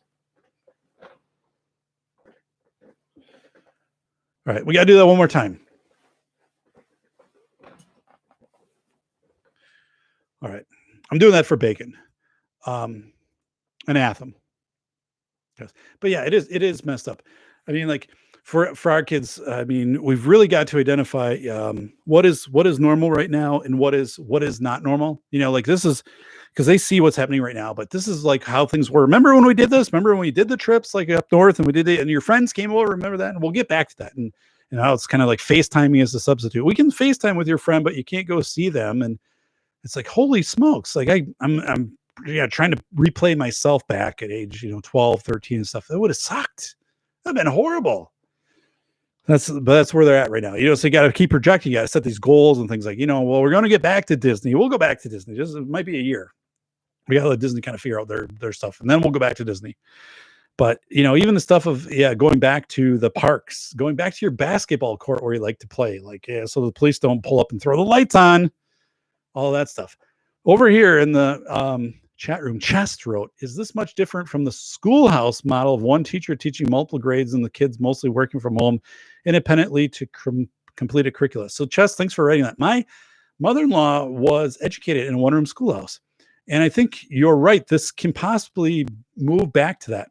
In Wisconsin, it was through the 30s, 40s, and 50s where the rural schools, they didn't meet every day. They would meet maybe Monday through Wednesday, Monday through Thursday, and especially in fall, they would cut that back in spring because of harvesting and planting, right? The very agricultural society. And they would then have some lessons that were delivered over public radio, Wisconsin Public Radio. So this is back 30s, 40s, and 50s, delivered some of the lessons, and that would be done at home, maybe after the chores were done and things like that. So I think, this very much could be a model where we get rid of grades. Grades really didn't make a hell of a lot of sense anyway. Like, I'm a second grader, I'm a fifth grader. That stuff was outdated. Like, it should go on your, through modules, and we should be able to get kids into their strength areas a lot faster. Like, if I'm good at coding, if I'm good at this, or I'm good, and again, we always like look down on the trades schools, as far as HVAC, plumbing, and all of that. And I say that because in transition services in schools, looking at transition plans that counselors have to put together at 8th grade, then also again at 10th grade, that they report out to the state, they give a higher priority to students going into college, a premium to that, and less of a premium, less of a value to kids who say, I'm going to go out and I'm going to enroll in a trade school, or I'm going to be taking over a part of my family farm, which is all very solid stuff, right? But it was this heavy priority on just continuing from K-12 into K-16 and K-18 and whatever. It was just crazy. Bacon wrote, another term I forgot about, but is in my industry, no contact delivery. Yes, Bacon, here's what I need you to do. Before we do the show, I need you to put an entire list together and get it to me, like the entire list. So we can go through these, because Bacon came up with this awesome list of saying, here's new terms that we all have to grapple with here in the last 45 days, from PPE to N95 to social distancing to quarantine to self-quarantine to all these things that we never talked about. It just wasn't part of our vocabulary. I really saw that too in the news reporters, right? The local news reporters, when this all started to hit the fan back around, March 10th, and they'd be like, the new PPE, the N95, they're like, they don't know the terminology. Like, this is all, they don't have a reference point. So they're really stumbling through the broadcast. But Bacon has a great point, because we've just expanded our vernacular, our vocabulary by like 20 terms, right? So everyone has to process this whole stuff. So Bacon wrote, I've been saying it for years now, within 2 decades will be looked at as superheroes. What do you mean by that? You sent that to Juan. I guess, what do you mean by that, Bacon? I don't quite follow that. I'm not a big fan of this whole superhero stuff going on right now. With, we're going to do the parades for the health care workers, and then like next week we're going to do the parades again and the parades again. I'm fatiguing on that stuff. Okay, I'm fatiguing on that. I think, and we recognize everybody. I mean, our over the road drivers. I don't know. But I'd like to see if you could post on that. Woman gets stuck on tracks. The speeding train bears down in her car. Dies of COVID-19. Washington Post. Bacon. Yeah, it wasn't that. There's a meme out there of some skydiver who's like kind of crashing toward the ground. He's getting close to the ground. He doesn't have parachute. Forgot his parachute. Dies of COVID-19. The comorbid thing on this is just insane. And that's the part too that is going to fuel a lot of the stuff that's going on in schools, because the numbers will only increase. Because what I mean by comorbidity is if you have multiple conditions, and you can, if you have COPD, if you've been a lifelong smoker, you have type 2 diabetes, you have this, and this, and you're 84 years old and you get COVID in 2019 and you die, your diagnosis, your cause of death will be COVID-19. And then the hospitals get a certain percentage of money if they're treating you under a diagnosis of COVID-19. Also, that's not even hidden, right? That's not even like a behind the scenes type of thing. It's just, that's overt. So you could presume somebody is positive for COVID-19. So here we are, we've got 13 people viewing, but we've got 11 likes. So give likes and stay with me here, because again, this isn't easy for me, but I'm going to do this. The thumbs up, and I'm going to do this. Another smiley thumbs up. And then I'm going to chase this thing down. Whoa. Stay away, coronavirus. I don't need that right now. Feeling good. I've actually got a little bit of sun out here, right? Thanks for the thank yous. Red Crusader wrote, interesting, if my grandparents were still alive, I would ask them about single schoolhouse model. Yeah, it's crazy. But yeah, my mother-in-law went through that model. I think it was a good model. I mean, we got away from it, right? Chess Rockwell, I sponsored my plumber for the country club we belong to. Let that sink in. Cool. All right. Very cool. Bacon wrote, Juan, same here. Actually, I got banned from a school. One of my martial arts students went too far administering corporal punishment. They were push-ups. I can only imagine what it's like now. Yeah. Right. Going through our good friend, Red Crusader from Ohio, the good state of Ohio, the Hoosier state. I think his mascot wasn't a cob of corn for the school district that where you reside in there, Red. But some of my extended family talked about the parade response worker recognition thing, alarming people more than comforting. That's a good point, Red. I'm glad you put that. So this whole thing of saying, or saying, we're going to do these parades, and not only saying, like, they do these, we're going to pull out all the fire trucks, ambulances, all these things, and be blaring the sirens and lights and going up and downtown and going around our hospital to celebrate our workers. And what Red is saying is, okay, like, kind of get that. But the other part is like, it's kind of freaking some people out. And I can totally see the freak out part of that, right? I mean, anytime you have, I remember when I was a firefighter, there was a sign in the fire station. So let's say you're sitting in the fire truck about to pull out, and there was a sign up above. There were 3 doors that would raise. I remember this, but there was a sign, and it's like, everybody that goes out must come back.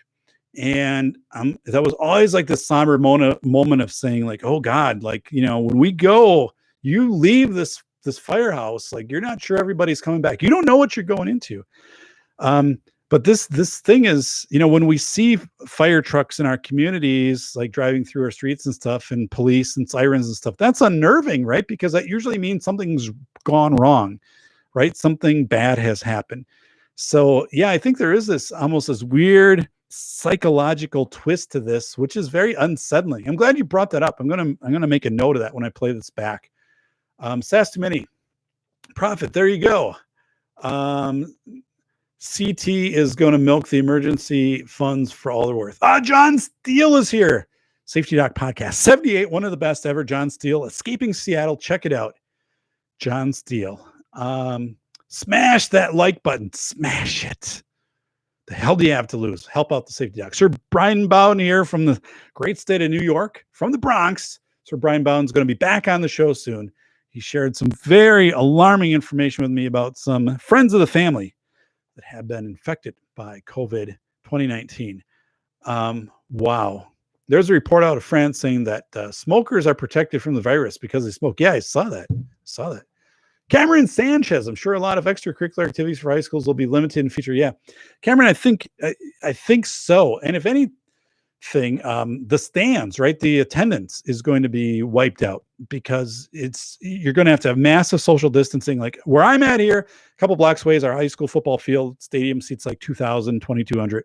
You're not going to be able to do that in fall. That was always something, I look forward to taking my daughters to a game. You're just not going to be able to do it. They're going to limit that. They're going to block off huge sections. Whether it makes sense or not, the customer perceived value is there, saying if we do this, we're going to be safer. People are going to believe that. The insurance companies are going to say, listen, we're not going to insure your school if you're putting 2,000 people up in the stands. And we know there's contact tracing going on. Someone has COVID-19 that attended that game on October 1st, and now it backtracks, and they're saying, oh, like now 5 other people, they're going to come to the school district and put some litigation, civil litigation. Will it make sense? I don't know, but I mean, are you going to have to scan people before they come into a game? Are you going to have some conditions for them to come into? I don't know, but I think this is going to be big. This whole thing too. I remember like coaching basketball, right? I coached basketball for a number of years, like 7 years. And one year I actually drove like the van. I drove the team van. It was a private school. It was back in Stevens Point, Wisconsin. But you have everybody close together, like they're a bus or van. You're just not going to have that. So let's look over here in the chat again. Red Crusader, it was a bunch of cops in the ambulance making noise and lights outside the hospital. Some people thought it was someone shooting up the hospital. Yeah, Red, that's a good point. Yeah, so if you're in the hospital, right, you're a patient or you're just somebody in the hospital and you hear all of this stuff and you didn't get the memo that, oh yeah, they're doing a parade today. You're like, what's going on outside? Do I have to like quick, hide behind a door or something like that? I mean, because we are in this whole society, this whole realm of we've considered, active shooters, active assailants, and we hear this would be a response. So it's a good point, Red. It's really a good point. I got to look more into that. There's a lot more to that I think I want to expand on, but thanks for sharing it. Chest Rockwell, good night. Great and infuriating show again. Keep up the good work. Thanks, Chest. Take care. Good friend, Chest Rockwell. Says too many, the fear factor is going to reign over any rational. Yeah. So the fear factor, which comes back into this whole thing here, and I'll get in my wrap up mode. But it goes into this whole psychology of school safety or safety as we see it. I'm going to look up at it here. All right. Customer perceived value. And basically that says if we do something, and there's any chance it'll make us safer, we're going to do it. Okay. So that's like schools putting bollards in front of doors, bulletproof films, those types of things. Anything we can do that's going to make us safer. Gronk, germ zapping robot. Social proof is once one place does it, other places fall in line. They do it too because they're like, well, if that place does it, they must have known what they were doing. We have to do it, or we feel the pressure. We're going to do it. Third is Overton window. That's a policy thing saying, actually, if we propose this right now, are people going to go for it? Are they going to actually agree with us and say, yeah, we're going to spend $100,000 on a Gronk laser zapping robot, even though we have a budget deficit of $540,000 for the upcoming year because of the taxes having, tax revenue's gone down. Can we justify this expenditure? People be like, yeah, pay for it. If you got to lay off 2 teachers to do the robot, we're fine with it. That's the Overton window. That's shifted, and people be like, whatever you got to do. Like, but I mean, this thought of making districts are going to have to take this big cut, right? Of 10 to 20% right off the bat. That's going to happen. But if they come out and say, we want these things, will you support these things? Even if it's a referendum, if you had a referendum question come up this November on a school, thing, you're going to, vote November at the election. And it says, we want to spend $800,000 this year on these various sanitization devices and overhauls. We're going to add in more sinks, more antivirus fogging backpacks, the Ghostbuster stuff right here. Ghostbusters. And we want recurring. We want recurring of $400,000 a year, because we have to buy the replacement fills for these things, and we have to buy the replacement bulbs and all of that stuff. If you put that on a referendum, even if it's a goddamn Great Depression, even if people are showing up wearing potato sacks, all right, if they're showing up wearing potato sacks with holes in their shoes and they've got nothing, they will vote for that. They will vote for that. It's customer perceived value. They'll vote for it. If that's on a referendum, that'll vote. They'll vote for it. It's just crazy, right? It's absolutely crazy. Let's look over here in the chat. So Red Crusader, you may be thinking of the OSU Horseshoe Stadium. Said, yeah, maybe, could be. John Steele, do you remember the scene from Naked Gun where Leslie Nielsen wore a full body condom? I do. God, I remember the Naked Gun series, and Leslie Nielsen was an awesome actor. God, I loved him in Airplane, John. Absolutely. Red Crusader, there are no reason for our country schools to do any of what you mentioned. It's crazy that the county and state requires as minimum to build new schools. Yeah. No, Red, you're right. You're right. So this is where we get to the point of separating out of what makes sense to what customer perceived value dictates. And what I'm saying is I'm sharing the narrative which I'm hearing out there from schools all around the country. As a retired school administrator, and I know how these things work. These layers that will all be in place, these conditions, these thresholds for schools to resume in fall, which I don't think will be met. I think schools will be online in fall. I think the universities will start there. I think universities are already tipping that way of saying fall semester be online. When universities say that, it'll be easier for K-12 to say our fall semester's online too. I would guess we're going to have some type of swing back of this virus in fall, whether it be as significant or not is what they say, but that will shut everybody down for probably the rest of the year. I'd say there's a high chance schools in person don't resume until the fall of 2021. But yeah, so Red, you're absolutely right. Like what I'm saying goes against, I think, some of the logical processes of should we actually do all of these things? But I go back again in my school safety background. Should we put bullet resistive films on all of our windows and knock down on natural sunlight, which comes in, which is the Hashong-Mahone report out of California and Washington State, Oregon, which had natural light and the benefits of natural light. You guys have already mentioned the benefits of natural light in schools. I mean, there were referendums to build schools without windows just in the last few years to make them safer. But then again, we don't have natural light, so we don't have the benefits of that on the body, whether that's vitamin D, blood pressure, all these ancillary things with that. So, yeah, Sass Too Many says, I'd vote no and ask for school vouchers so I can go elsewhere. Yeah. So one, I really appreciate everybody in the chat. You're very informed. You're smart people. You're smart folks. You get this. So when I can do a show like this, and I go through these things, which a lot of people kind of look at with a blank stare of saying, what do you mean? Like we've got to have, or we can't fund these things, or you guys get it. You get it. Like you're smart. You're very smart people. So that's why I really appreciate, because I know a lot of you from other shows that you follow the work that you do. You're smart. John Steele, Red Crusader, Sestman, you guys, Chest, you guys got it. You understand. So I appreciate that, because it's part of like a sanity check for me that I'm just not going crazy bonkers here with what I'm seeing. But what happens is people then come to us, come to you, Red Crusader, come to Sass to me, come to you, John, and they're like, when they start saying stuff that doesn't make sense, you can calibrate them back to listen. Like we can't have society where everybody has to stay 6 feet away like forever.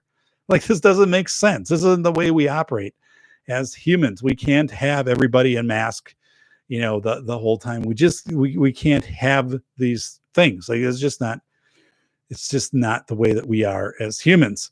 I've seen people lose it.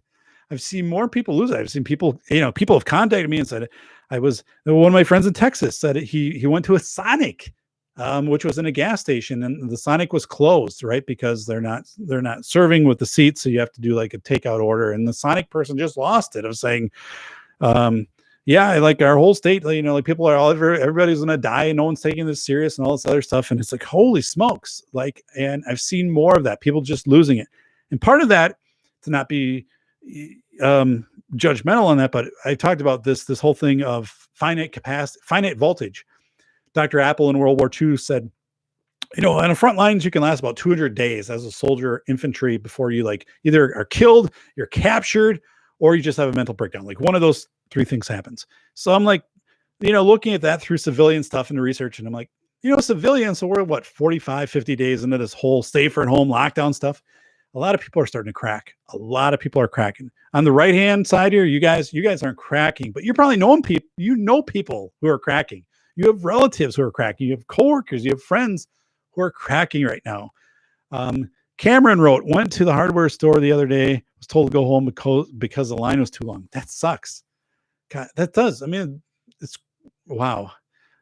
Incubus, you have to keep in mind that half of the population on the left side of the IQ bell curve. Yeah. Yeah. So again, and this is where, we talk about how do these things happen where schools might be shut down. Well, if you have more than 50% of the people believing, especially when the teachers unions come out and say, we're going to scream bloody murder and do it with megaphones if we have to, that we have to have PPE, that we have to have all these sanitizing devices, that we have to change up schedules and all of these things. If half of the parents believe it, not even half, but let's say half the parents believe it, they're telling their school boards that, God's sakes, you better not have my kid in school if there's more than 200 kids in that school. The boards are going to tell the principals, change the schedules, and they'll try to figure out the contracts to whatever that looks like. It only takes half the people to move these things. And I would say with school boards and stuff, much less than that. They're very reactive, right? School board is your entry level to politics, the entry level. Like a lot of people on school boards, the only experience they have with schools is they went to a school once, right? K through 12. They know school from that experience. So you get voted into this, and they don't want to take the heat of people showing up at school board meetings or 10 people emailing them a day of how can you do this, or the threats if my kid comes out with COVID-19 and dies, or a staff member saying if I get this, like I'm suing you guys. No, they're going to totally default into these things. And right now, looking at this, there's no way in hell you can pull this off by fall. There's no way in hell you can pull any of this off by fall. So I just do not see schools opening in fall. And I think these decisions will be made very fast. I think the universities are already at a tipping point. Harvard is one that's very close. If you read, I've read the stuff Harvard's put out, they're very close of just saying we're going to do fall in virtual. It's not going to be face to face. Once you have a couple of universities do that, the K-12s are going to follow in place. And again, it's this liability thing. It's liability. It's their insurance covers. They don't want to be sued. They're not going to do this. And right now, there isn't any federal decree. There isn't any state decree saying you are immune from litigation. You are immune from litigation if, somebody claims that they were infected in your school or whatever. Or as long as you've done X, Y, Z, you will be immune from litigation. None of that exists. So these schools are going to be very iffy, very hesitant to open. Let's go over here. Red Crusader wrote, try security measures by using scan cards and partially barred windows in a town school with a population of 2,500 people. Yeah. Cameron Sanchez. Okay, hardware source. I'm catching up here. Bacon responded to Cameron. So almost had the same thing happen at Lowe's, talking about delay at a hardware store while shopping for an impact wrench. Bacon went to AutoZone instead. No wait time. Also, shop in the middle of the week. Yeah. Sass Too Many wrote, I walked through a grocery store. People were literally cowering down and cringing when I walked by. I know I'm ugly, but geez, this is the thing. I've noticed this too. Like people do not want to interact with you. They don't want to make eye contact with you. They'll say hi if there's a distance, and that's it. Like they do not want you to come over and talk to them at all. Like nothing. So these are things which are just going to become very lasting in society if we don't kick the butt of these things pretty fast and say, we're going to have millions of antisocial people. We're going to have a very disconnected, untrusting, scared, cowering society. And we can't be that way. That can't perpetuate out that way. So Yeah. Anyway, let me go through just the main points in here, and then I'll hit to a wrap up here in about 5-10 minutes. Make sure I got everything addressed through the chat. Thanks for everybody for being in the chat, for watching the show. Thanks for the number of likes. Thanks for the support. I am narrowing down to this Thursday as probably a time that I will dedicate every week for the Safety Doc podcast. Looking into some new software also to have guests on in the live stream. StreamYard doesn't work for me. It crashes my system. It goes, all right, so it's bad. And once again, for everybody, I'm going to avoid the coronavirus. The thing is wicked. It's nasty. It's crazy. All right. So hitting on the high points again here. So I don't think we're going to have school K-12 in fall. If I was betting on this, if I'm at the MGM Grand and I'm having to do the odds on this, I'm betting this is not happening. Okay. I'm 65% right now saying schools will not resume in fall, 35% saying they will. Okay. And the teachers unions have come out very powerful in this in the last week. The AFT, American Federation of Teachers, NEA, National Education Association, they've come out and basically said, unless we have PPE, unless we have social distancing, these other factors in place, we're going to tell our membership to strike, to protest. We're going to rally up the parents. We're going to get on the school boards. They're going to be very vocal in the media. This is all going to happen. This is also, it's an election year. Not only presidential election, but, at state level, different elections, people aren't going to want to be dealing with this during an election year. Like they're going to acquiesce to this. They're going to say, listen, we're going to give you all of these things and we'll shut down the fall semester so we can get these things in place. We're going to give all of these districts millions of dollars of grants to hand washing stations, these new UV equipment to wash their hands, their bodies, put their hands under black lights to see if there's, I've seen that come out now. This new, people are inventing stuff, right? So kids will put their hand under this black light and they'll show if there's bacteria and stuff, and then they can go back and wash. All this stuff is going to be there. I wouldn't be surprised if even kids have to wash their hands a certain number of times a day. That becomes policy, right? I mean, all these things, staff, that you actually have to do this. Maybe it gets timed. I mean, who the hell knows? But this stuff this is crazy. That again, let's look at school funding. Remember, only 10% of school funding comes from the feds. So it's the state and local. State is about 50%, local is about 40%. Local is mill rate. It's what you get taxed. You can't tell me that local isn't going to take a big hit in fall. Mill rates, how much you get taxed per thousand. At board meetings, people aren't going to come out and say, listen, we can't pay it. We've been laid off. We've had our property value decrease. You've got to lower your mill rate. The states have been, retrieving revenue from sales tax. That's not coming in. So 90% of the whole school funding structure for K-12, that's state and local. That's not Fed.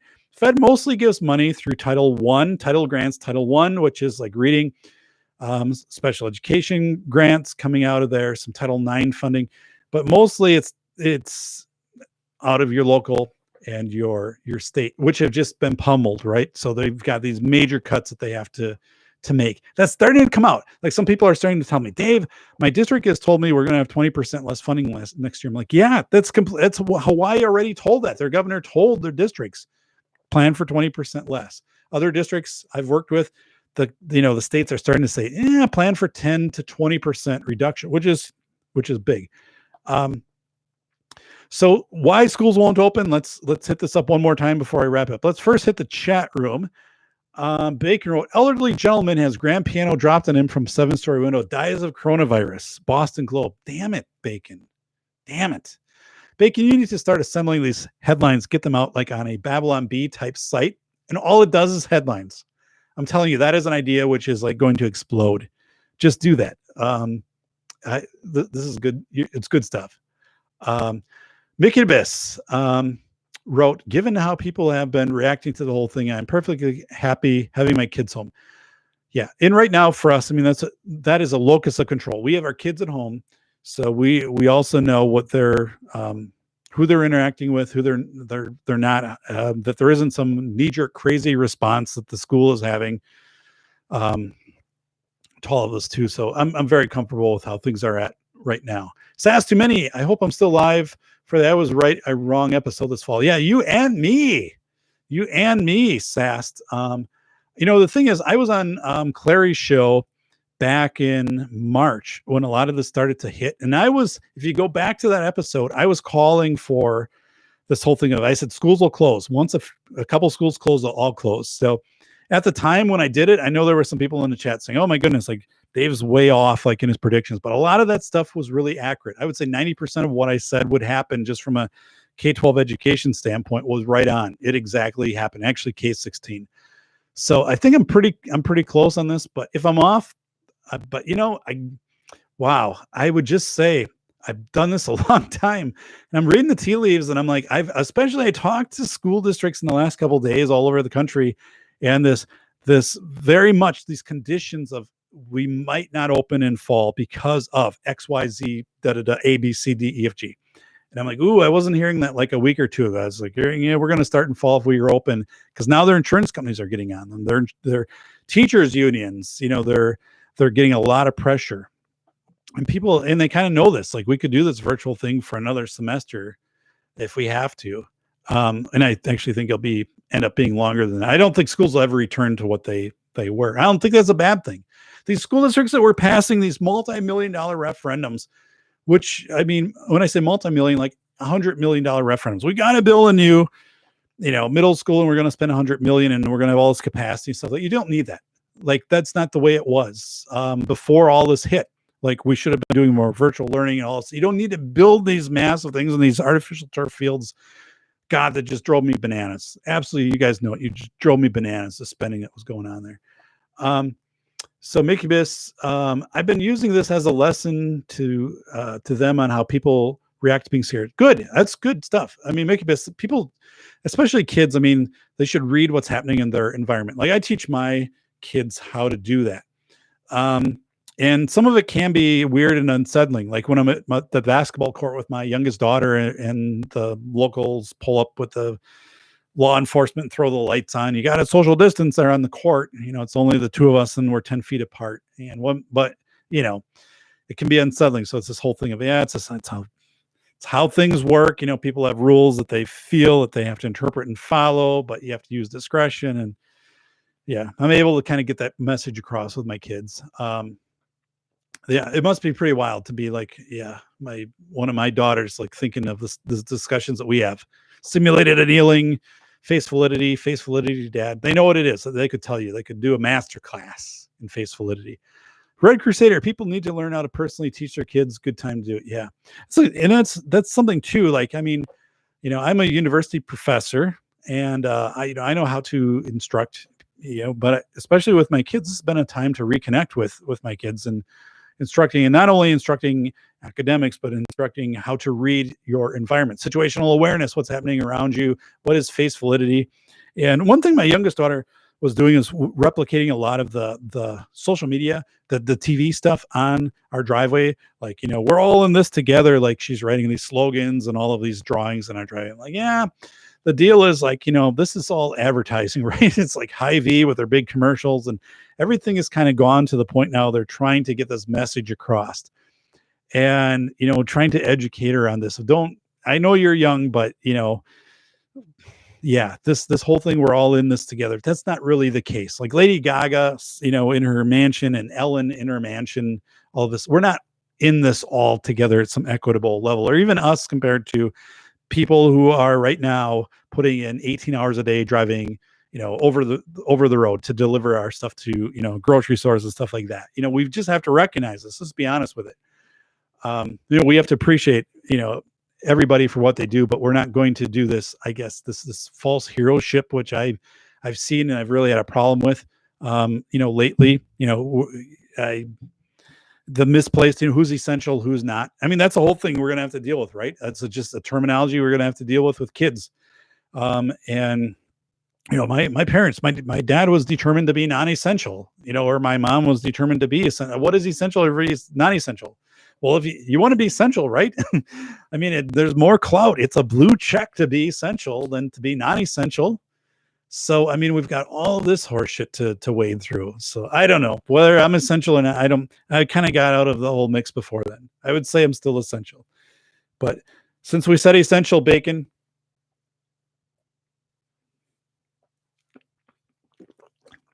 the coffee's good. Shout out to our good friend DT at theblackbrigade.org. Let's look over here in the comments. So Mickey Abyss, yeah, already hit that one. So Red Crusader, state is the ball buster for school funding. Yeah. Yep. So again, state plays the big role in the state. Revenues have tanked. They've actually, I mean, they've gone south. So everybody's going to be reaching out to the state, you know, farmers, agriculture, industrial, everything for the state to give funding. So states are going to be the one.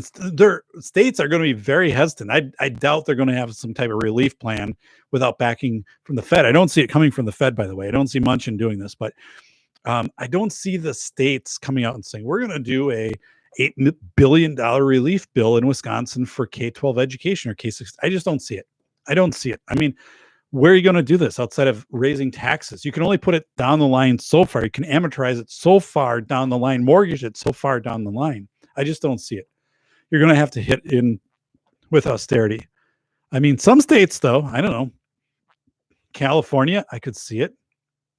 I could see some of these things hit. I saw Memphis, the city of Memphis in Tennessee, right? Memphis was proposing a 30% increase in sales, in taxing, property taxes to cover city services. What the hell? You got to be kidding me. A 30% hike in 1 year because of this? You got to do austerity measures. There's no way in hell that works under any model, right? Just insane. Jesus. Cameron, you subscribe to Red's channel. You're a good man. Hopefully you're subscribed to this channel. If you haven't, please subscribe now to the Safety Doc podcast. Also, please give a thumbs up to the show. I appreciate that. Share the show with your friends. Let people know, hey, this guy, Dave, the Safety Doc in Wisconsin, he's a good guy. He's the author of the book, School of Errors. It keeps moving around here. School of Errors, Rethinking School Safety in America. It is in hard copy for $30 on Amazon. Get it cheaper through Kindle. Get it through your libraries too. So looking here and closing through the chat room, Bacon, John Steele, we shall be spared. Bacon to Mickey Biss. They did have months in advance to prepare for this after all.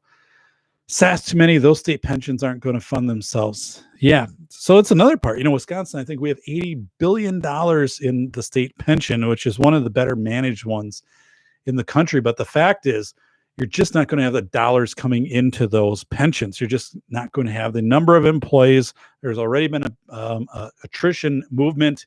Neighboring district to us, Madison Metropolitan District, one of the biggest in our state, 50 positions. That's just the start, folks, not being filled. So these whole state pensions in a lot of states are going to not be solvent in fall. I think you're going to see also this whole movement in teachers of becoming 1099 employees. I think we're close to that, contract employees, and saying, yeah, set your hours up within certain parameters. But I've seen that already somewhat. I think this is going to open up the door for more 1099, and people might say, we'll pay you more, but we're not going to pay them into the state pension, and you're going to have to, get your health care some other way. There's some things that are going to change out of this. So Connecticut's Connecticut's pensions are grossly underfunded. Looks bad, Batman. Looks bad. Okay, so this is my graphic for the Connecticut's state pensions. Bammo, and then also remember Batman? They used to do that. So no, this is it for Batman. Bam. All right, it's good stuff. All right. So as we wrap up here, thank you so much for spending part of your Thursday night with me. I do appreciate it. I am looking at getting it. Oh my God. So breaking, let me get this from John Steele. Michigan Governor Gretchen Whitmer extends the state's emergency declaration through May 28th, despite the state's legislature rejecting the extension. Wow. So yeah, I was watching that today because people were like, what, storming the Capitol in Michigan's, saying don't extend this. And the fact that, senators or representatives are showing up in bulletproof, they had to anticipate this, right? And the legislator said don't extend this. And so she's overriding and saying, yeah. So we have May 25th here in Wisconsin. And I would say that's not going to change. In Wisconsin, I don't see the political movement that would change that.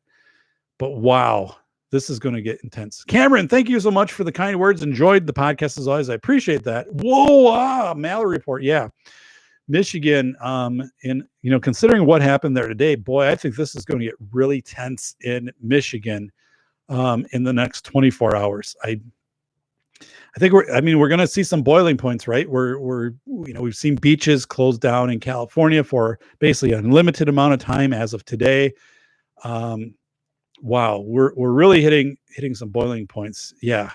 Michigan, I don't think we're far off in Wisconsin. I think the two states are following pretty strong suit. Bacon wrote to John Steele, how long for the next extension will be up there? I'm saying August after Cinco de Drinko. Yeah, Cinco de Drinko, Bacon. I have a feeling a lot of the stuff is going to extend right through summer. I looked at the stuff coming out of California, and I looked through some documents that were shared with me kind of on the down low. And I think a lot of the social, the safer at home type stuff, stay at home stuff, closing the parks, closing all of that is really in play in a lot of those states through September. And it just won't formally be set because it's easier, right? It's a hell of a lot easier to say, we're going to issue this for another 28 days. And then when you get to the 27th days, issue it for another 28 days versus saying we're going to issue this for 3 months. It's just easier to give people a little bit of at a time. It's this whole thing there's a theory called the language theory, right? They studied it in wartime too. Like civilians could take 90 days of kind of bad news. Like we're getting our ass kicked on, or we're getting our asses handed to us on the front. Our guys on the front line or people on the front line getting our asses handed to them.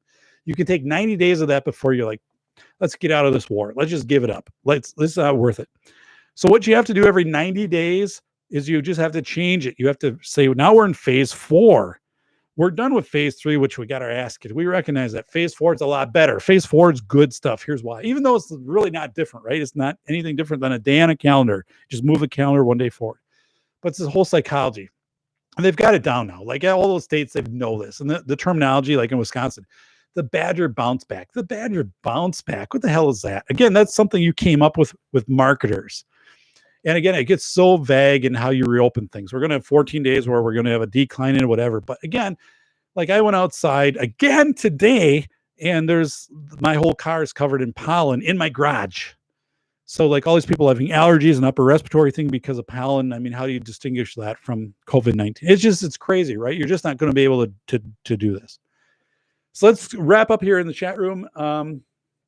Red Crusader, laugh out loud. Watch all the Wolverines migrate to Ohio. Wolverines! Get your spray cans out. Wolverines! Right. Wolverines from Michigan, but the movie Red Dawn, Wolverines. That was my shout out right there. But yeah, this is Americans' Bolshevik revolution disguised as a pandemic. Yeah, it's Mickey Biss wrote. Now the point is, people are really being pushed on this. People are really being pushed. You're going to see some really overt responses to this. Bacon, to make you this. Are you saying there's no more permanent thing than a temporary government program? Color me shocked. John Steele, short hotel tourism stocks. Yeah, absolutely. Can you imagine what Vegas is going to be like, John? I mean, can you imagine how Vegas survives under this model? I mean, I don't. I don't. You shut down Vegas for 3 months, 4 years. If the NFL, so that shuts down, so Vegas doesn't have the NFL in fall. All the conventions that Vegas hosts, if all of that is done, which I think it is. I mean, I think we are within a day or two of seeing the NBA canceled. I mean, which has probably already been decided. MLB will be canceled. This stuff is it's just a big damn mess. Red Crusader, I see. Do we have a maze and blue fan in the chat? Bacon? Oh my goodness. Government trust level 0. SAS to many. Yeah. I don't know. It's that's where we have that face validity. Talked about it in previous shows. It's when you actually observe things. So there's a big difference as we wrap up here. You tell people, I observed this. That's a lot different than telling people, I think this. I think the community is rebounding. I think things are getting back to normal. I think this is happening. I think things are more restricted. Don't say I think. All of you on the right, Bacon, John, Mickey, all you guys, you're not to lecture on this, no, but see, this is, watch the vernacular, watch what you say, because you're going to model this for other people. It's not I think, because everybody says I think. No, it's what you observe. I observe this. I observe that today, they're making people wear, face masks at the Walmart. I observe that we're reopening our dental, offices. That's in my town. I observed that today. I observed whatever. And then you say, because of that, here's my deductions. Here's what I think based upon what I observed. But people just say, I think. Usually when they say, I think this, well, why do you think that way? Well, that's because Channel 4 told me that. Channel 4, Johnny on Channel 4 told me tonight that this is happening because of whatever. See, that's the part, like, you have to say, I observed, and teach people that around you. I teach my kids that, right? I teach them, when you whatever situations, you say, I observed. Use your senses, your how you gather information. Kind of like, I'm a researcher, like, I cite everything that I do. I cite it like crazy, like in my book, just pages of citations. But it's a hell of a lot different when you use that language, and people recognize and they respect you for it. They expect people to just say, I think. But when you start saying words like, I observe this, and then you go on, and then you're anchoring to concrete things, and then you can give an opinion based upon what you observe. That's a lot different than just saying, I think. So be the person that says, I observed, and work from there. John Steele, love the show. Please make it a weekly gig. Have a great night, everyone. Peace. All right. I'm looking at Thursday nights. Everyone, I'm out of here. The safety doc is on the down low, on the D low, on the E low. I'm out of here. Thank you so much for spending your Thursday with me. If you haven't given the thumbs up, pound that thumbs up right now. Follow the show. Take care, everybody. This is Safety Doc. Ouch.